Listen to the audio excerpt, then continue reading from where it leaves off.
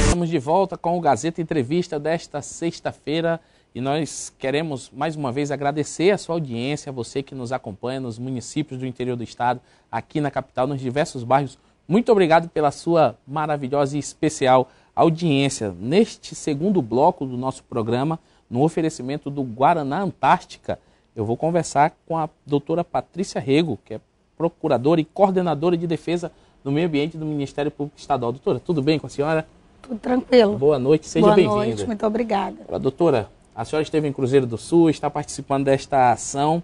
Doutora, esta ação tem criado uma polêmica muito grande em relação... Me diga uma coisa, vai faltar carne? Está proibida a comercialização de carne na nossa cidade?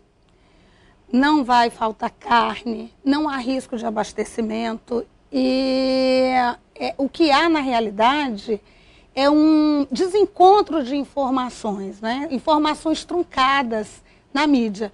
Esse é um debate que tem que ser público, é interessante que as pessoas conheçam, mas de fato há um desencontro de informações. Não há nenhuma decisão no sentido de que se pare com a atividade dos abatedouros, dos frigoríficos aqui no estado. Não há nenhuma decisão judicial ainda com relação à ação. O pedido da ação não é para que os frigoríficos parem de abater de forma alguma. O pedido da ação é no sentido de que os frigoríficos, né, passem a adquirir carne de áreas onde não haja embargo por desmatamento ilegal. Esse é o pedido da ação. E são apenas 14 frigoríficos. 2 deles, a JBS e o Frigonorte Cruzeiro do Sul, já fizeram acordo e já saíram da ação. Não é? Então, restam 12. Portanto, não há decisão judicial acerca do pedido. Ainda que houvesse decisão judicial, nós estamos falando de apenas 12 frigoríficos, né, num universo de 45, 50 frigoríficos. E mais, eles podem continuar a sua atividade, não é, comercial, desde que eles obedeçam o que diz a lei, não é, que é adquirir carne, né, de áreas que não estejam embargadas. Então não há nenhum motivo para a população ficar temerosa em relação a uma falta na comercialização da carne. Não vai faltar carne, não há por que faltar carne. Não há por que faltar carne. Em relação a essa ação. A essa ação.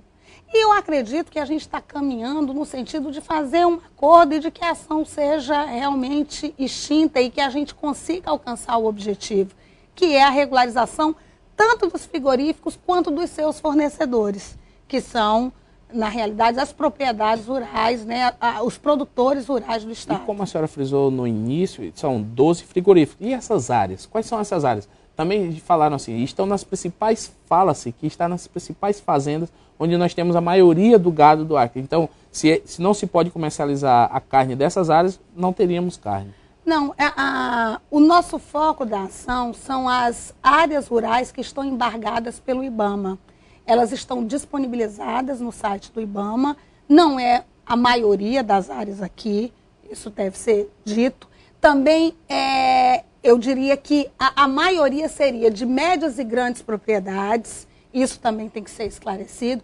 E, na realidade, o que acontecia era o seguinte, o embargo ocorria por desmatamento ilegal, a maioria dessas fazendas que estão com a área embargada, a infração é o desmate em área de preservação permanente. Eu tive recentemente aqui no Gazeta Entrevista para falar das ações do Ministério Público no sentido de resguardar os nossos recursos hídricos. O Rio Acre está morrendo. Essa é uma ação concreta no sentido de proteger os nossos mananciais, que são as matas ciliares.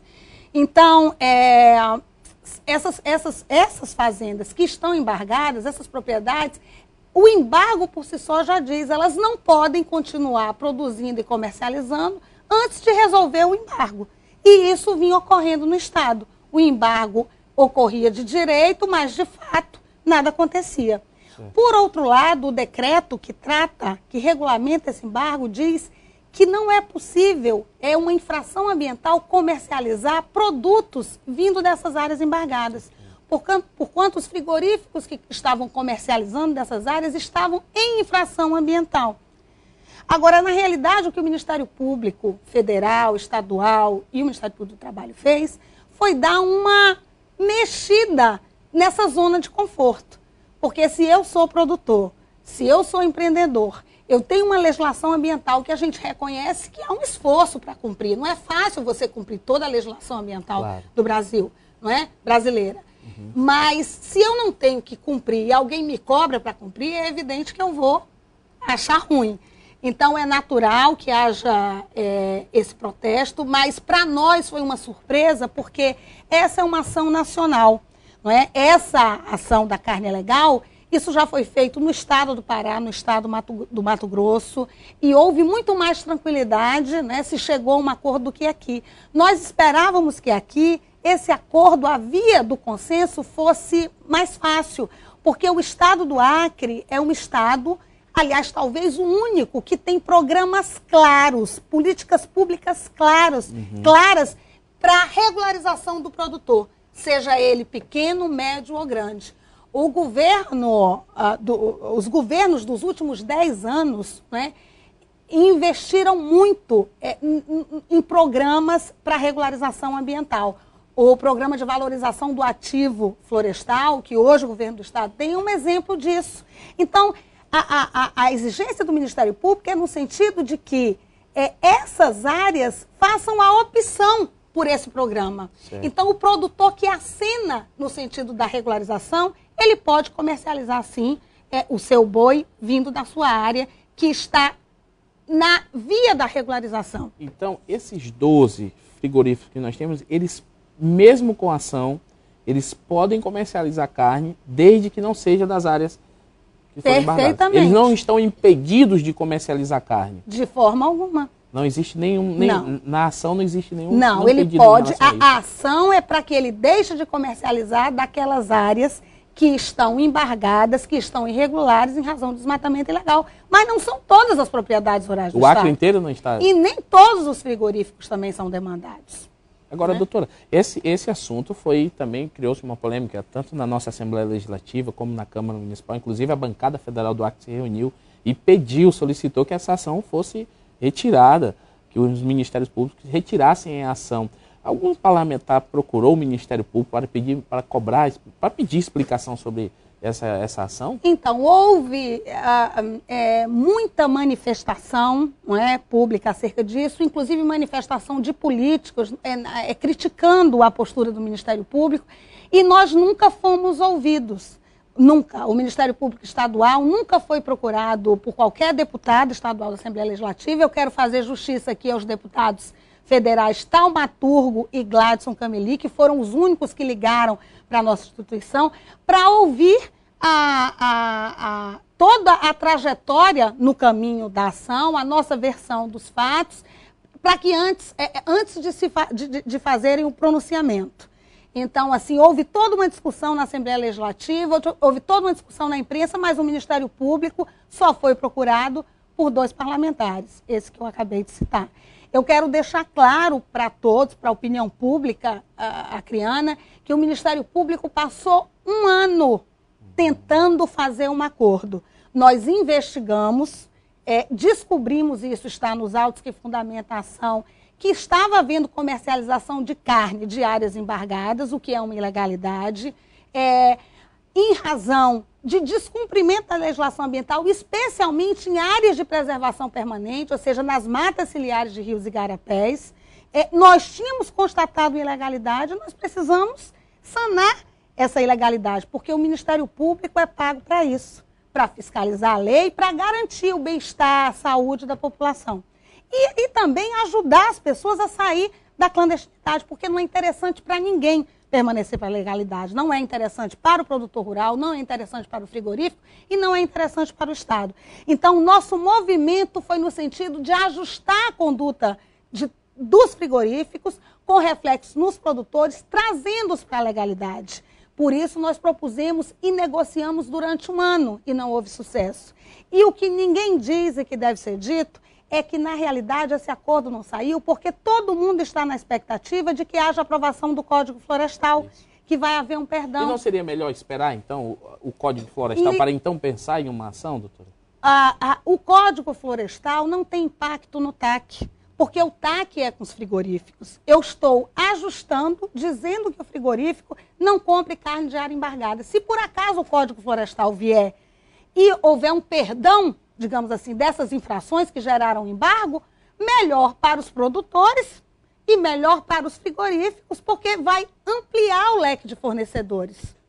Você entende? Então, não há essa dependência com relação à situação dos frigoríficos. O que o TAC diz é que não pode comprar carne de área irregular ou embargada. Se houver, por acaso, uma anistia no Código Florestal, a proibição de comprar área embargada não vai cair.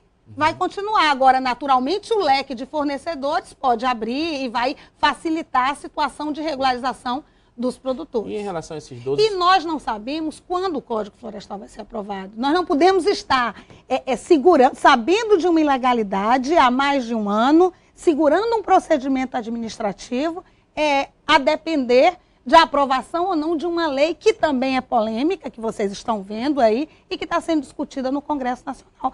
E o próprio TAC prevê a sua revisão, a sua discussão, a partir de uma alteração legislativa. Em relação a esses 12 frigoríficos que ainda não assinaram o termo, ainda há tempo, ainda podem procurar o Ministério Público está à disposição para conversar, para tentar encontrar até uma saída? Reiteradamente, nós estamos à disposição. Vi muito na imprensa que a JBS foi a primeira a firmar o termo, que a JBS firmou o acordo judicial porque ela é uma empresa grande, uma empresa mundial, tem capital para isso. A Frigonorte, que é um frigorífico de Cruzeiro do Sul, um frigorífico de porte médio, firmou o mesmo acordo. Claro que foi adaptado para a realidade da Frigonorte, mas a essência do acordo não mudou. Nós fizemos algumas adaptações que é evidente que as exigências que foram feitas para a JBS não podem ser as mesmas para um frigorífico Esse é mais um do porte médio de Cruzeiro do Sul. Claro que nós temos essa sensibilidade, nós estamos plenamente conectados com a realidade local. Tanto que a Frigonorte firmou o acordo e já foi excluída do polo passivo da ação.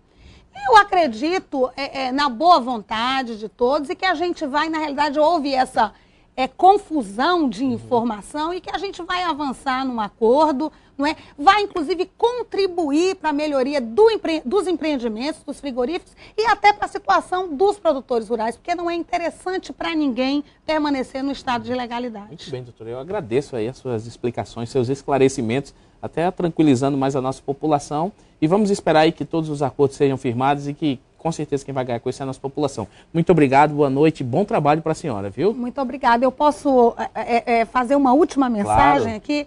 Eu queria alertar a sociedade acriana que essa é uma ação que a sociedade nos cobra muito.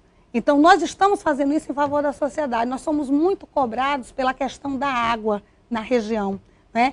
É aquela história que eu te falei. Eu estive aqui no Dia Internacional das Águas e sempre houve uma cobrança muito grande em cima tanto do Estado quanto do Ministério Público para que a gente agisse em defesa das nossas águas. O foco dessa ação é o desmatamento, mas o que está por trás disso são especialmente as áreas de preservação permanente, as matas ciliares, o que é fundamental para a conservação dos nossos recursos hídricos. Então, aí é uma questão também de sobrevivência nossa e de bem-estar da população acriana, principalmente. Muito obrigado pelos seus esclarecimentos.